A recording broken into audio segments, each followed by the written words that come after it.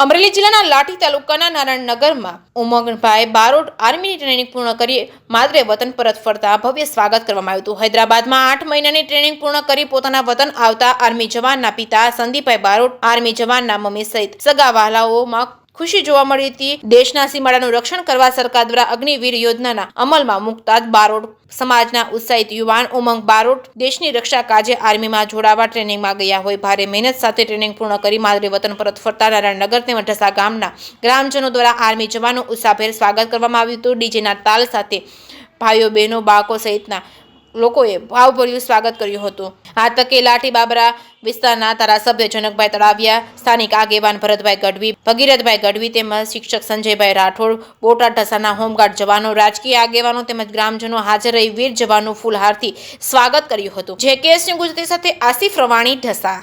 પ્રવીણભાઈ બારોટ ઢસાનો નારાયણનગરનો। પ્રવીણભાઈ બારોટ હાલમાં તમારી અંદાજે ઉંમર કેટલી છે? મારી 61 વર્ષ।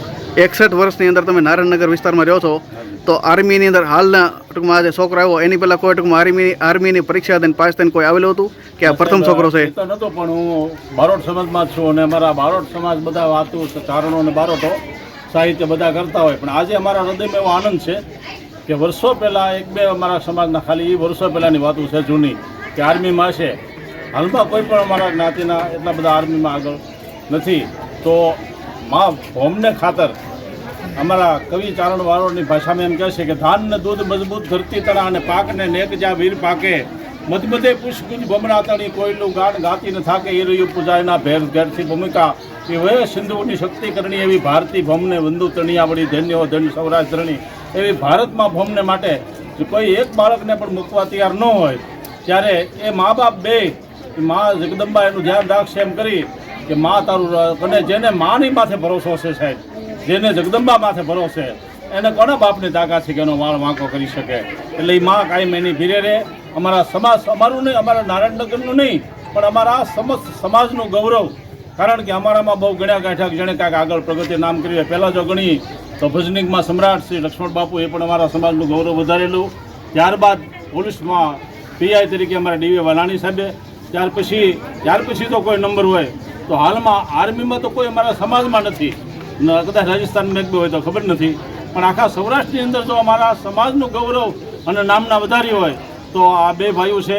એમાં વરુણભાઈ એ અમારે હૈદરાબાદ ટ્રેનિંગ કરી અને માતેન્દ્ર એવો એનાથી નાનો ખુશાલ એ પણ બેંગ્લોર ટ્રેનિંગ લઈ રહ્યો છે।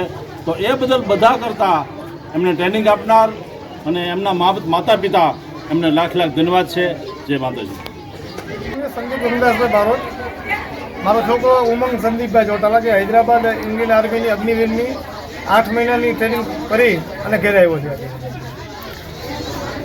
તમારો દીકરો 8 મહિના ટ્રેનિંગમાં હૈદરાબાદથી કમ્પ્લીટ કરીને નારાયણનગરમાં આજ રોજ તમારા ઘરે આવેલો છે, અને તમે વ્યવસાય ધંધો શું કરો છો હાલમાં? ટૂર્સ એન્ડ ટ્રાવેલ્સ સાથે જોડાયેલો। તો તમે ટૂંકમાં આમ મીડિયમ છે વેપાર તમારો ટૂંકમાં ધંધો, છતાંય તમે છોકરાને ભણવામાં તમે મહેનત કરી, તે બારામાં તમે શું સંદેશો આપશો? છોકરા આપણે મા બાપનું શું સપનું કે છોકરાની એક લાઈફ વ્યવસ્થિત થાય, એ જ સપનું જ બધા પેરેન્ટ્સનું। એ માટે એ જ મહેનત, એની જ મહેનત હતી ખાસ તો ફિઝિકલ મેન હોય છે, ફિઝિકલ એની થિયરી હતી પૂરેપૂરી બંને છોકરાઓની। આ દીકરો તમારો જે સરહદમાં જશે લડાઈ માટે, તો તમને ડર નથી લાગતો કે દેશ માટે શું કરવું? માની રક્ષા કરવા જાય એમાં શરમ ડર? તો તમારા દીકરાને કેવો ટૂંકમાં લાગે છે, એને કઈ ડર લાગે છે કેમ છે? એની તો ફૂલ ફિલિંગ છે।